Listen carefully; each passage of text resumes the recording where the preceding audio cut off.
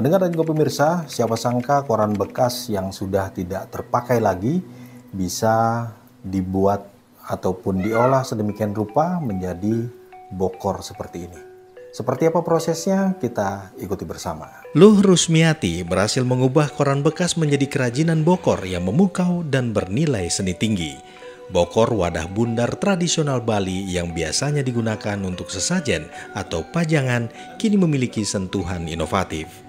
Luh Rusmiati, pemilik galeri Gegayan 5 Craft, mengungkapkan bagaimana ide ini bermula dari profesinya sebagai guru les privat yang dimulainya sejak tahun 2016. Tumpukan koran di rumah murid-muridnya menjadi awal perjalanan luar biasa ini. Berbekal rasa penasaran, ia mencari cara memanfaatkan koran yang terbuang percuma. Usaha ini bermula dari sekedar hobi, tetapi kini berkembang menjadi peluang usaha yang menggerakkan ekonomi lokal. Awalnya saya kan gini, dulu sebagai guru les privat kayak gitu. Jadi di setiap murid itu ada tumpukan koran gitu loh di rumahnya kayak gitu. Terus saya pikir ini bisa diapain korannya daripada dibuang-buang sama mereka kayak gitu. Terus saya coba memberanikan diri untuk minta korannya itu gitu. Habis itu iseng-iseng saya browsing-browsing di Google waktu itu YouTube belum terlalu ini. Coba saya cari bisa dibuat apa sih dari koran bekas kayak gitu. Nah, adalah beberapa bisa dibuat kayak tatakan gelas kayak gitu. Tapi caranya saya nggak tahu sama sekali. Saya iseng aja belajar sendiri kayak gitu sih ininya.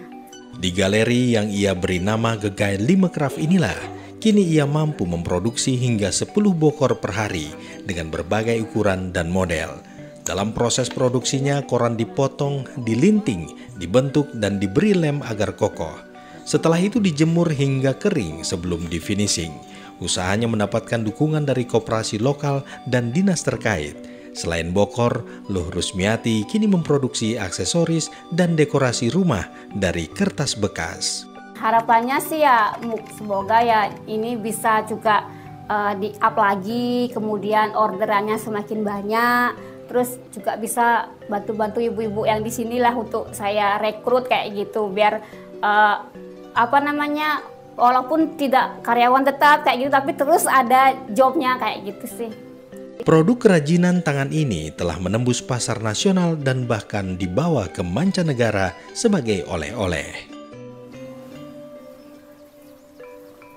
Dari Desa Sudaji Buleleng, Bali, saya Sukasa Brata Winangun, RRI Singaraja melaporkan.